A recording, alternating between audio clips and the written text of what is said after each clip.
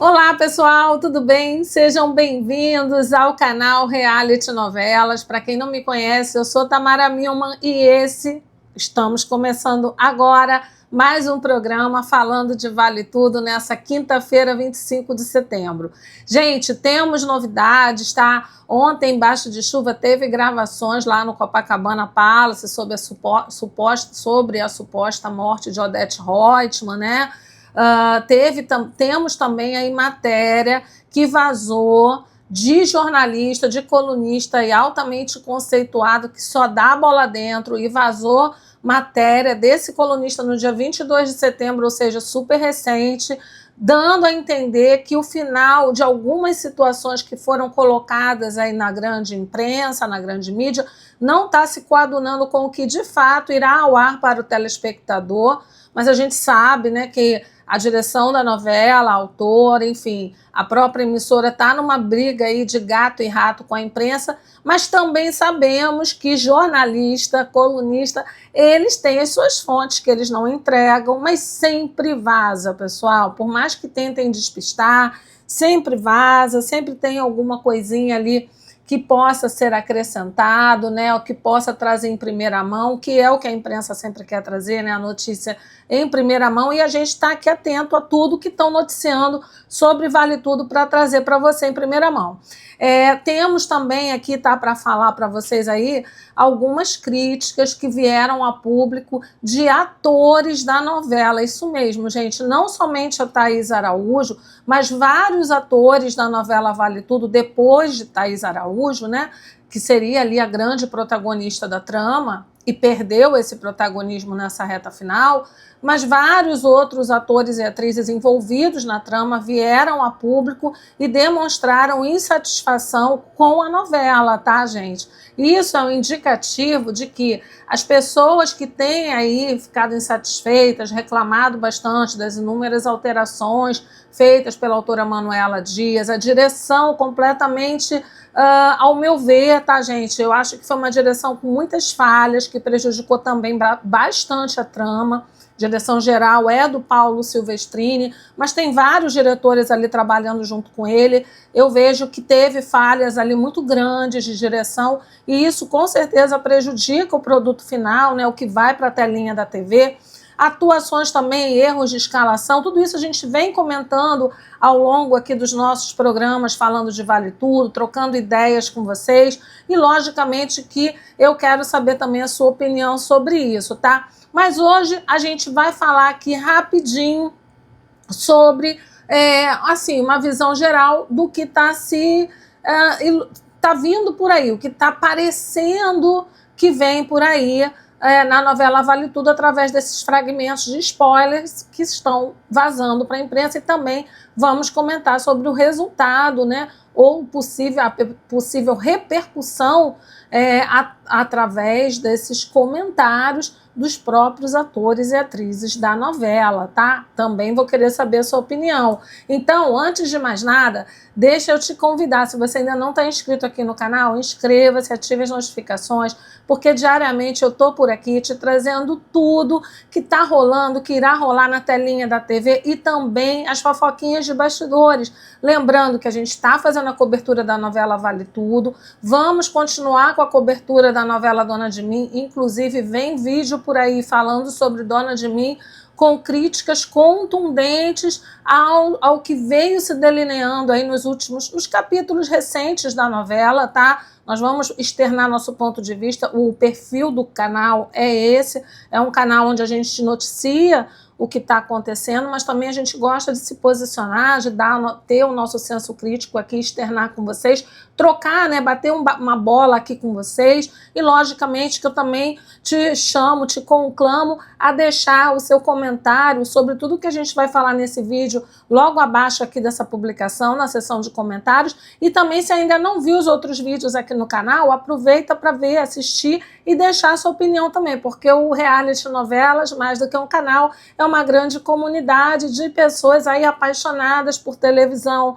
por novelas, por reality shows, que não estão mais sozinhas, agora estamos juntos aqui e temos com quem trocar as nossas ideias e opiniões, tá?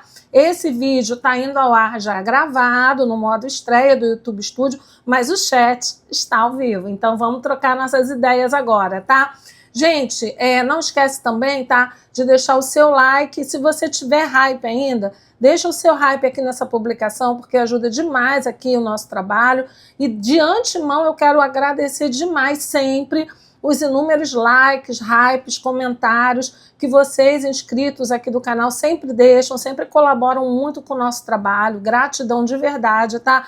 Um abraço imenso aí para Maria Alice, Carla Regina, Maria Cláudia Toledo, Carla Kise, Alexandre Kitsune. Enfim, gente, nós temos aqui tanta gente, tá, gente? Tanta gente para agradecer, que fica até difícil da gente agradecer em um só vídeo, né? Joab Maia, Arthur Camões, enfim, tem várias pessoas aí que estão sempre, Nandico perguntando se pode me chamar de Tamarinha. Pode, Nandico, pode chamar sim, não tem problema nenhum. Então, olha, gente, é isso, a gente está por aqui sempre para agradecer a todos vocês, tá?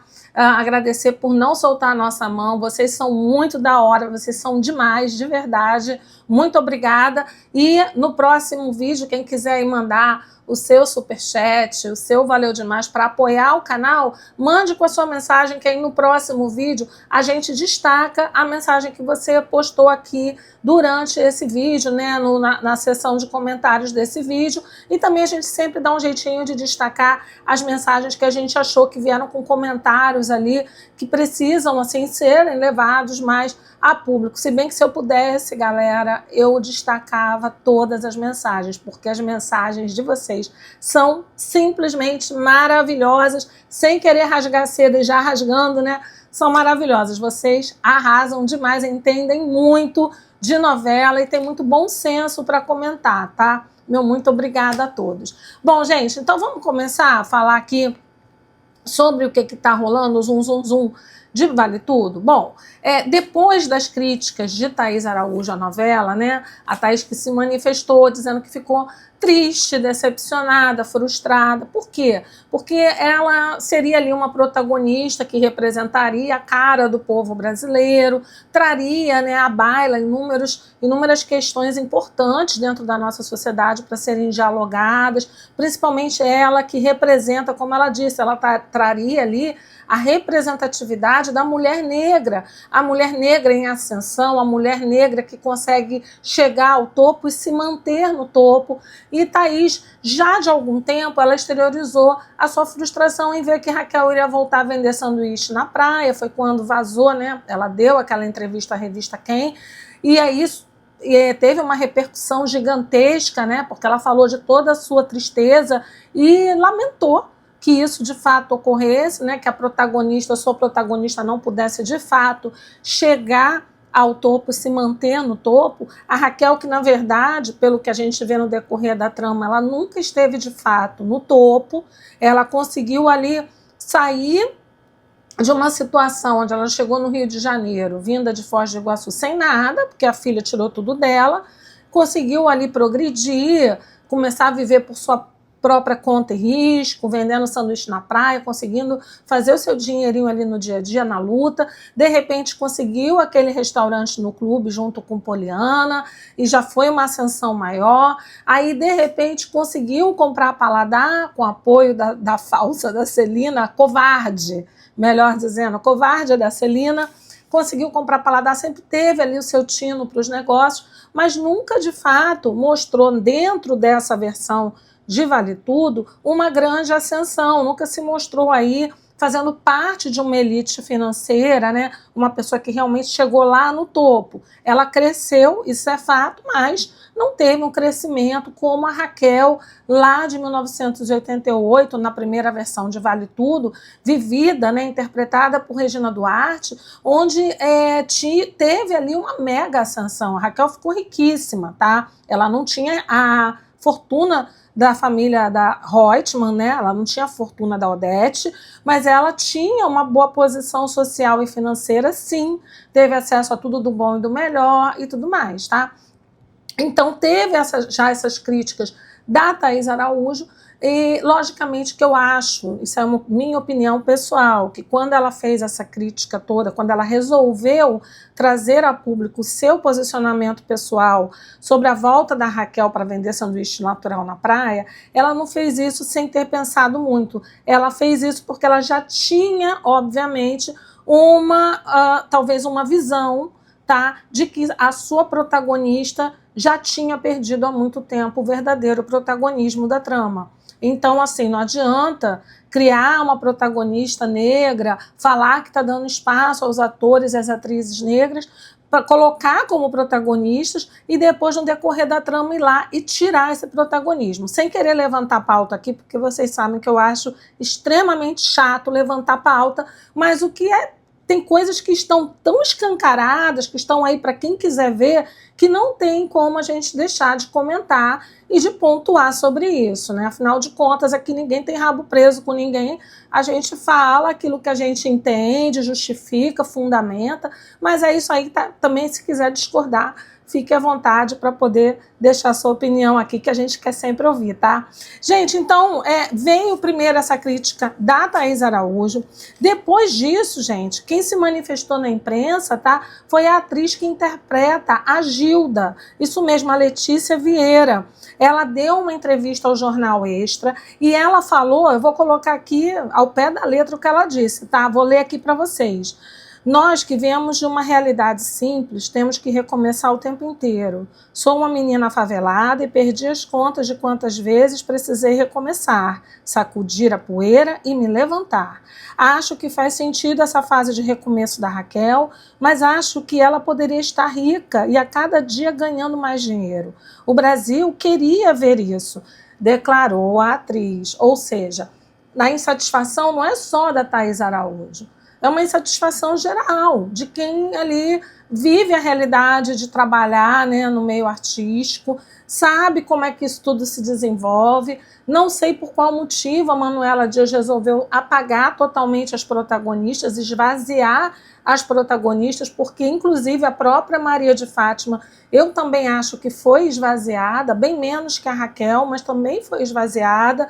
Acho que o protagonismo todo está centrado na Odete Reutemann, que é vivida por Débora Bloch, e agora no Marco Aurélio, que é vivido pelo Alexandre Nero. Eles conseguiram aí se projetar bastante, até mesmo a Consuelo tem se destacado mais do que a Raquel na trama, tá? Então, assim, realmente é lamentável que as protagonistas iniciais e protagonistas essas que foram também vividas em 1988 na pele de outras atrizes, que tiveram sua projeção em toda a novela, inclusive na reta final, nessa versão tenham perdido totalmente o protagonismo. Em que pese, tá, gente, que a gente sabe que tem muita gente aí que está gostando desse pseudo-remake, tem gente que se sente empolgado em ver, tem gente que está aí achando o máximo, e a gente respeita isso, porque realmente, né, eu sempre digo que seria do verde se todo mundo só gostasse do azul. As gerações são outras, o público jovem está também se alinhando mais com esse pseudo-remake. A gente não sabe se é porque, de repente, muitas produções têm deixado a desejar em termos de tramas e tudo mais, e lembrando que, por mais que a Manuela Dias tenha mexido em toda a novela, ela praticamente destroçou a versão original de Vale Tudo, escrita por Gilberto Braga, Leonor Baceres e Agnaldo Silva. Algumas coisas do tronco original da novela ela manteve, e quando ela manteve, mesmo não tendo a mesma emoção lá do original, as cenas que ela manteve, né, as narrativas que ela manteve, levantaram bastante a audiência da novela, que, como um todo, do início até agora, tem se mantido como a terceira pior audiência junto ao Ibope, tá? No horário nobre da Rede Globo, no horário das 21 horas. De todas as novelas da Globo, a audiência desse pseudo-remake de Vale Tudo, do início da trama até hoje, está aí como terceira pior audiência do horário nobre, tá? Lembrando que Teve momentos em que a audiência cresceu? Teve semanas que 2, 3 dias ali a audiência cresceu significativamente, ficou na faixa dos 26, 27, chegou até 29 pontos, não chegou aos 30, chegou aos 29 pontos. Mas lembrando também que foi justamente quando foram anunciadas as tais cenas icônicas da versão original da novela, né? A Raquel rasgando o vestido de noiva da Maria de Fátima, né? O Afonso descobrindo a traição da Maria de Fátima. Quando foram anunciadas, a Maria de Fátima rolando na escada do Municipal. Então, quando foram anunciadas essas cenas, né, que ela resolveu não excluir a autora da novela, do pseudo-remake, aí sim a audiência teve uma levantada, tá? Teve ali o seu ápice, mas como um todo, a audiência está muito abaixo do esperado para um remake de Vale Tudo, que na verdade, no meu ponto de vista, não ocorreu. Quero saber o seu. Bom, gente, continuando, né? Teve essa declaração da atriz que interpreta Gilda, também teve a declaração do Luiz Lobianco, que interpreta o Freitas que nessa reta final está tendo um pouquinho mais de visibilidade, mas passou ali toda a trama sem muita visibilidade, o que também na versão original ele não tinha, ele era um personagem secundário, só que assim, curiosamente, na versão original, os personagens secundários conseguiam fazer os seus personagens se destacarem, né? Eu cheguei a comentar aqui que o Stepan Essessian falou que o Jarbas era um personagem secundário na versão original de Vale Tudo, mas que ele, daquele pouquinho que ele foi recebendo, ele foi ali trabalhando em cima do personagem, que isso também faz parte da atuação, né? E ele conseguiu, e o Gilberto Braga reconheceu esse talento, conseguiu fazer crescer bastante o personagem, se destacou durante toda a trama. O Jarbas, o Poliana, todos eles, a Aldeide, a Consuelo, eram personagens secundários e conseguiram brilhar na primeira versão de Vale Tudo. O que também a gente tem que destacar é que naquela primeira versão, todos eles tinham espaço de narrativas. Você não ficava assim, via uma cena sobre um personagem uma semana e passava 2 semanas para conseguir ver novamente aquele mesmo personagem na telinha. Isso, nesse pseudo-remake, acontece muito. Eles pegam até personagens principais mesmo, botam ali, por exemplo, uma cena com a Solange, aparece numa semana, a Solange aparece uns 2, 3 dias, de repente Solange some, entendeu? Solange, lembrando que na primeira versão ela teve ali um destaque todo especial, né? Na trama de 1988. Eu estou dando aqui só como exemplo, mas são vários e vários personagens nesse pseudo-remake que aparecem em uma semana, aí aparece ali 1, 2 dias, ou até somente um dia, enfim. E aí passam 2 semanas, 3 semanas sem aparecerem. Quando eles reaparecem, a gente fica até surpreso. E voltou, existia esse personagem na trama. Não sei se isso acontece com vocês, mas já me pegou muitas vezes de surpresa. Quero saber a sua opinião sobre isso também, tá? Não esquece de registrar. Bom, o Luiz Lobianco, tá, que interpreta o Freitas, a crítica dele em relação à novela, a gente até já chegou a destacar isso aqui no canal em um vídeo mais anterior. E ele era uma crítica que era voltada justamente, não era nem para o personagem dele, mas era para o personagem de Cecília e Laís. Ele falou o seguinte: eu tinha uma expectativa de que Laís e Cecília teriam uma história mais desenvolvida. São personagens LGBT da trama. Na primeira versão, uma delas morria. Realmente imaginei que elas entrariam mais na trama, mas isso não aconteceu. Lamentou o ator em entrevista, tá? Então, o Luiz Lobianco reclamando, por quê? Por conta da representatividade. A Manuela Dias, que quis levantar tantas pautas ao longo da novela, abordar tantos tópicos, quando ela tinha em mãos tópicos importantíssimos para serem abordados. Quando ela disse que a Cecília não morreria, eu achei até que ela abordaria muito melhor essa questão, né, do casal LGBT, do equilíbrio nessa relação entre Cecília e Laís, da ponderação que elas têm, o amor que as liga, inclusive nessa adoção da Sarita. Eu achei que a trama, a história em torno delas, seria mais bem desenvolvida até para desmistificar muitos preconceitos que ainda existem, infelizmente, na sociedade. Mas não foi o que ela fez, tá? Foi um núcleo que praticamente, como a gente disse, às vezes a gente nem lembra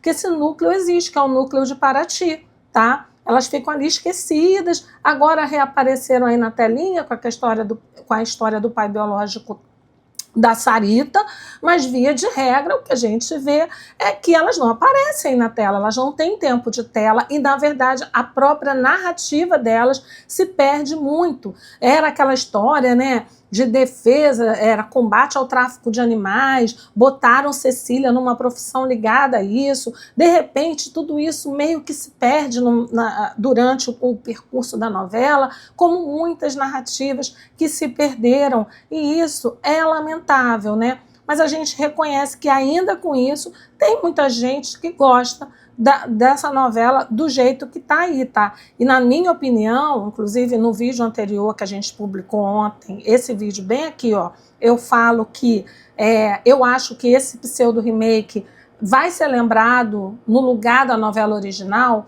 porque é muito natural as pessoas se apegarem à trama mais atual, tudo que é mais atual, né? Tem gente que não diz, o novo amor sempre é mais intenso do que o amor antigo, que passou, passou.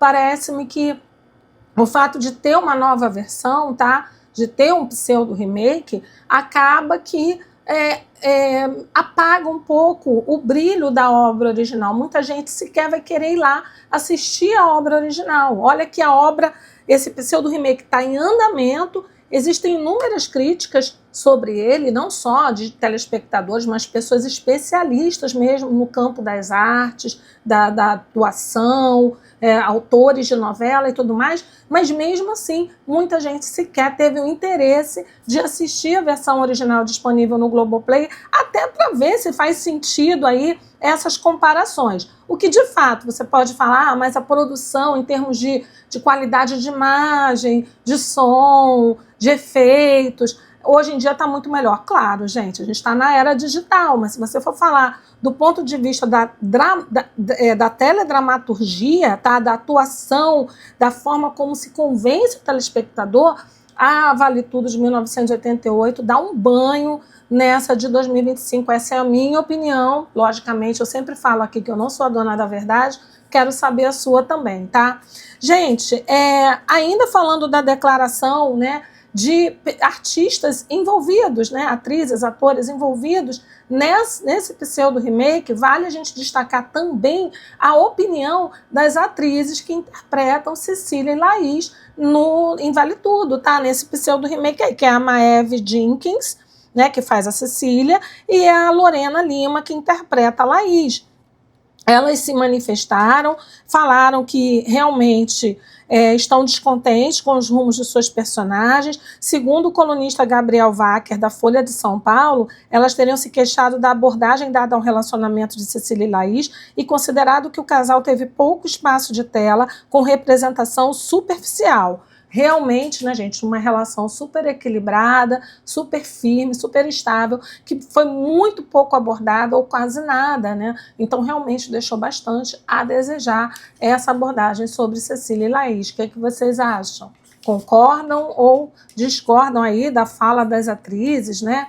E dos especialistas, de maneira geral. Outros autores também se manifestaram, tá? Talvez não publicamente, em entrevistas para revistas, jornais e tal, mas vazaram ali as suas opiniões, de alguma forma vazou, nem que fosse nas redes sociais, sobre esse pseudo remake, no qual eles estão atuando, estão trabalhando, tá? Dentre os que deixaram clara a sua insatisfação, estão aí, gente, o Humberto Carrão, onde, segundo o colunista Gabriel Wacker, tá, da Folha, também disse que ele teria comentado que considerou ali o Afonso, desse pseudo-remake, chato, e diferentemente da primeira versão, né? E que ele estava sendo tão chato que estava sendo ali colocado num ponto de ser odiado, das pessoas nem se importarem de o Afonso permanecer vivo na trama. Tipo assim, se tiver que morrer, pode morrer, não vai fazer diferença, porque não acrescentou nada à trama. Lembrando que o Afonso, o contorno do personagem Afonso, sem falar da atuação de ninguém, é realmente de quê, gente? Um menino mimado, playboyzinho, sempre teve tudo à mão, começou a namorar Solange, isso tanto nesse pseudo remake como na versão original. começou a namorar a Solange ali é uma mulher independente, que sempre correu atrás dos seus objetivos, workaholic, compromissada com o trabalho, e ele, filhinho de mamãe, herdeiro, rico, o que ele se preocupava? Em reclamar, porque a namorada não dava atenção, porque não queria estar com ele, porque não estava disponível para ele. Então, assim, tanto o Afonso da primeira versão como desse pseudo-remake, ele tinha um perfil ali de mimadinho, chatinho. Só que o que acontece? A trama como um todo favorecia muito mais o Afonso da primeira versão do que esse. Porque esse Afonso do pseudo-remake, ele foi completamente esvaziado numa narrativa de que ele ali só aparecia se preocupando em quê? Treinar, competir e namorar.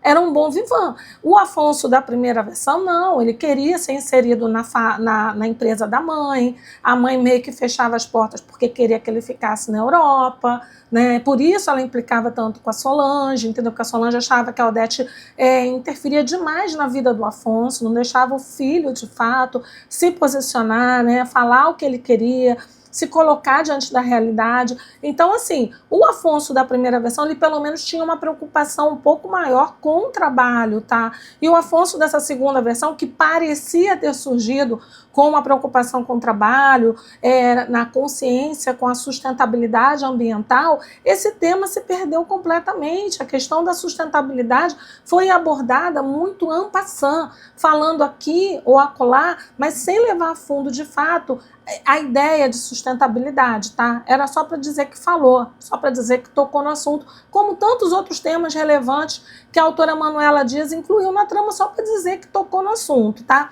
Então, Humberto Carrão também satisfeito com o seu personagem, né? A sua participação na trama, tá? Além do Humberto Carrão, gente, outra pessoa aí que ficou também bastante insatisfeito com a sua participação foi João Vicente Castro, que a gente também acho que já falou aqui no programa, que ficou muito incomodado com os rumos dados ao seu personagem Renato Filipelli.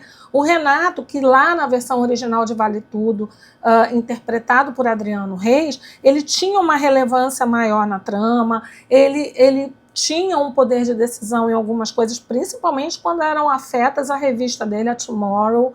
Ele tinha até uma ingerência em algumas coisas ligadas à própria família ali, da Celina, aquele núcleo ali, Celina, Odete. O Renato, como bom amigo, estava sempre por ali para aconselhar a Celina, para ajudá-la, ajudou também bastante a Raquel, o Rubim, enfim, o Renato ele era um homem de decisão, era um homem de personalidade.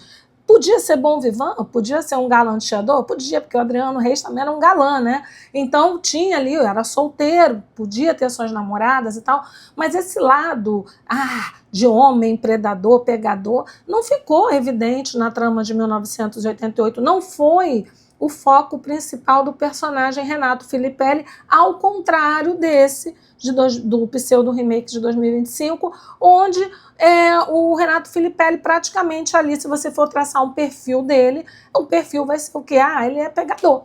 Ele é um homem que quer pegar todas as mulheres, se envolveu até com a melhor amiga de trabalho, coisa que lá em 1988 você nem vislumbrava um romance entre Solange e Renato, dada a tamanha cumplicidade entre eles dois, né? Havia uma grande diferença de idade, mas acho que a questão maior ali era realmente a grande cumplicidade e o grande profissionalismo que unia eles dois, tá? Então acho que essa inserção desse Renato aí, Dom Juan, pegador, nada a ver, tá? Com a imagem do Renato Filipelli original, e isso acabou impactando na visão do João Vicente Castro, que está interpretando o Renato Filipelli. Ele disse, inclusive, deixou claro, que acha que o personagem dele está mais apagado no remake se comparado à versão original. Isso não resta a menor sombra de dúvidas. Na minha opinião, está super apagado mesmo. Agora, a Manuela Dias resolveu dar aí um cala-boca, né, para o João Vicente Castro, para fazê-lo viver aí um romance com a Heleninha,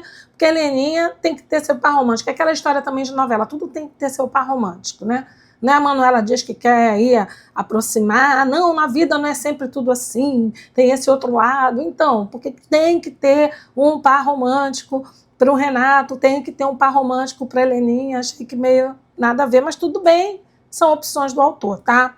A Globo não se pronunciou sobre essas manifestações, sobre essas críticas, né, do elenco, dos atores e atrizes envolvidos nessas críticas. Teve também, tá, um posicionamento da Malu Gali, que interpreta a tia Celina, que foi ali interpelada por uma fã e ficou numa saia justa e teve que dizer que ela, isso nas redes sociais, tá? E ela teve que dizer que não é ela quem escreve sobre o personagem. Ela fala, não fui eu que escrevi. Falou para a fã, porque a fã veio detonando a tia Celina e ela se viu obrigada, em plenas redes sociais, ter que dar essa resposta para deixar claro que ela interpreta a personagem, mas não é ela quem escreve o roteiro ou quem destruiu o roteiro original. Bom, gente, sobre esses aí são os primeiros pontos de vista para a gente ver que não é uma implicância gratuita de determinados telespectadores que são mais exigentes ou que são mais apegados à versão original de Vale Tudo de 1988.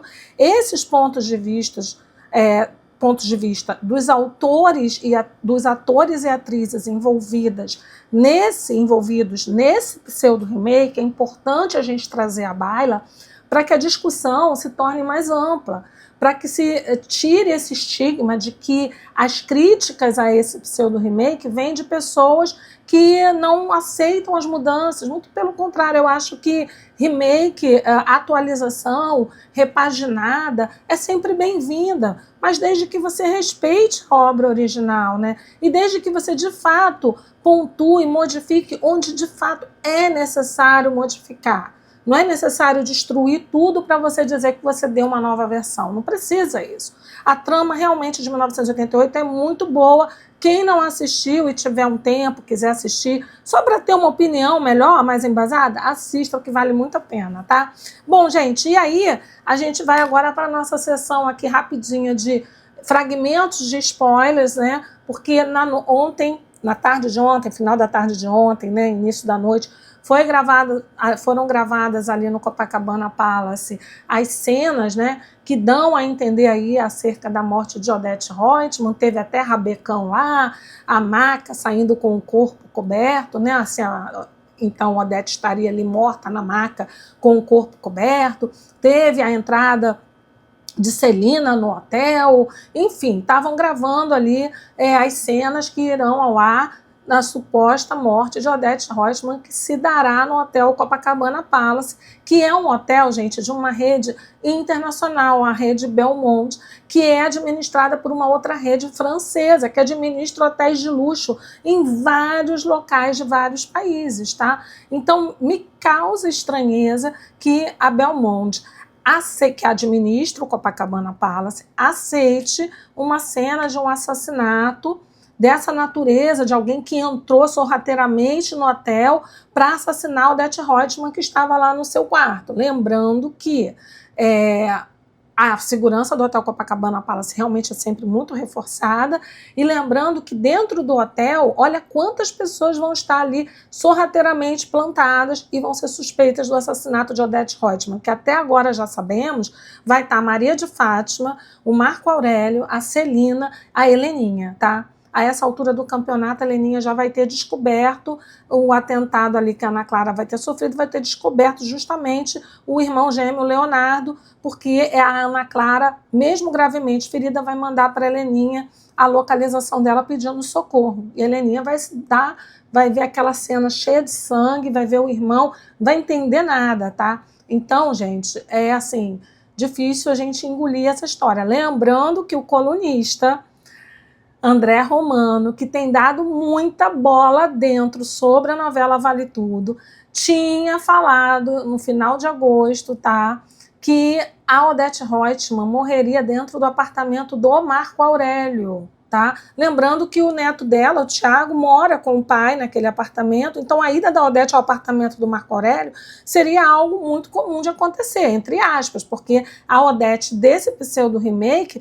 não é tão apegada ao neto como a Odete lá da novela original de 1988, né? A Odete de 1988 era super apegada ao neto Tiago, né? Queria estar próxima do neto e tudo mais. Essa Odete não, essa Odete aí não dá muita atenção para o neto, não, parece que não está nem muito aí para ele e tudo mais, mas me parece, tá, que vai haver aí uma aproximação. Me parece que teria essa possibilidade do assassinato de Odete Roitman ser no apartamento de Marco Aurélio, mas não será. Uma outra coisa que vai também acontecer, gente, é que o bebê da Maria de Fátima, que vai se chamar Salvador, em homenagem, né, ao avô dela, que se chamava aí Seu Salvador, né? Então, o bebê da Maria de Fátima, ele vai nascer e vai para o colo de Raquel, tá? No último capítulo da novela, vai ser chamado ali de Salvadorzinho. Então, o Salvadorzinho, ele vai para o colo de Raquel, no último capítulo da novela, Maria de Fátima entregando o filho para a mãe, tá? Para a Raquel, meio que numa situação de redenção, tá?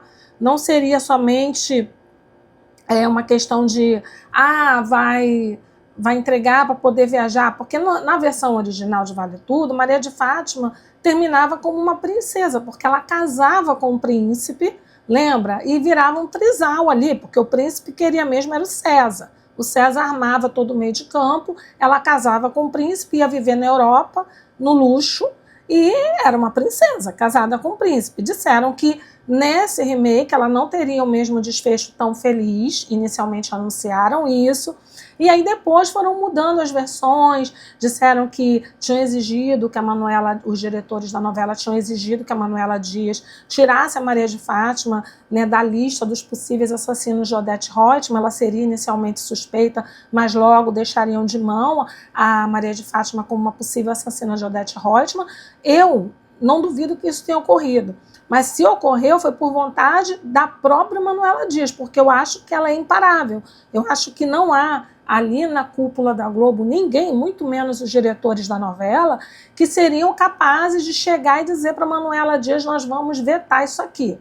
Eu não acho, até por tudo que ela fez com esse pseudo-remake. Falaram que tinham tirado a carta branca dela para ela parar com tantas mudanças no roteiro original, e as mudanças só continuaram crescendo cada vez mais. Então eu acho que não há, dentro da cúpula da Globo, muito menos na direção desse pseudo-remake, alguém capaz de parar a Manuela Dias. Se ela tirou a Maria de Fátima da lista de suspeitos da morte de Odete Roitman, parece que inicialmente vai figurar e depois não, foi por livre e espontânea vontade dela. Não houve pressão nenhuma externa. Eu acho isso. E você? Me fala aqui a sua opinião, que eu quero muito saber. Bem, gente, mas aí o que acontece? O Salvadorzinho vai para os colos da Raquel no último capítulo, e me chamou a atenção uma matéria que foi publicada no dia 22 de setembro, ou seja, recente, né, pouquíssimos dias atrás, pelo André Romano, que tem lá as suas fontes, sim senhor, porque já deu muito furo de reportagem sobre Vale Tudo aqui, já antecipou muita coisa que foi ao ar, diálogos e tudo mais, sempre falo isso aqui para vocês, né? E nessa matéria, o André Romano diz o seguinte: no remake de Vale Tudo, de 2025, o destino de Maria de Fátima deve seguir um rumo bem diferente da versão de 1988.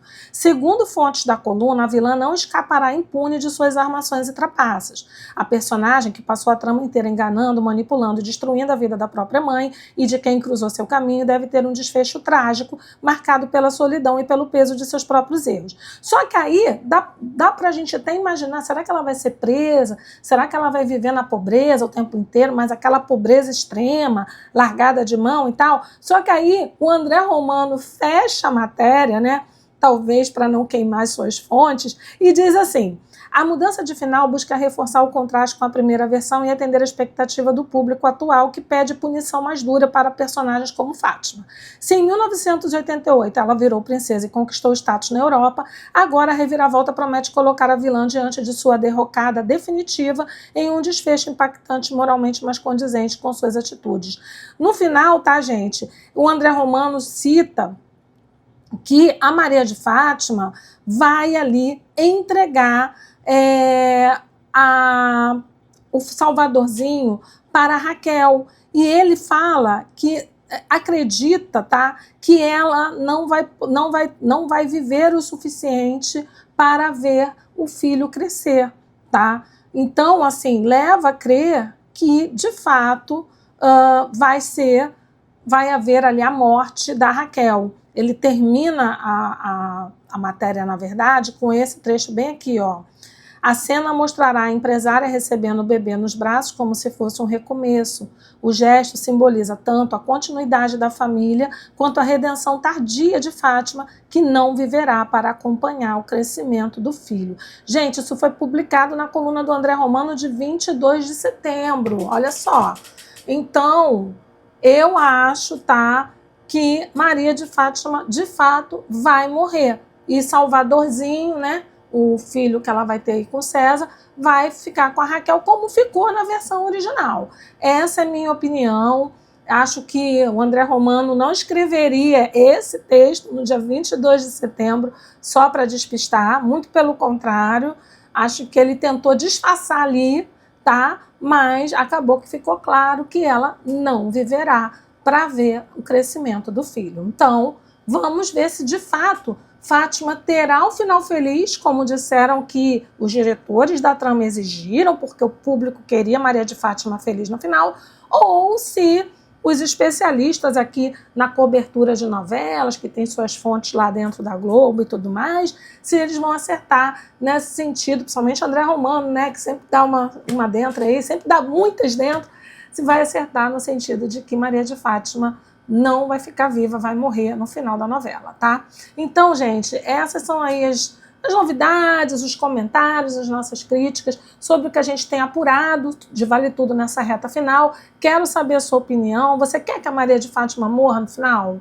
Ou você quer que ela tenha um final feliz? Eu vi que tem gente aqui no canal que quer um final feliz para Maria de Fátima, tá? Bom, quero saber a sua opinião, não esquece de deixar, tá? E olha, não esquece também de deixar seu like, seu hype aqui nessa publicação. A gente volta em breve com mais novidades para vocês sobre Vale Tudo e preparem-se porque vem vídeo aí sobre a novela Dona de Mim com umas críticas aí para quem é fã da novela, não vai gostar muito não, tá? Principalmente sobre a questão da Cami. A gente vai gravar para vocês. Um beijo e até mais. Tchau!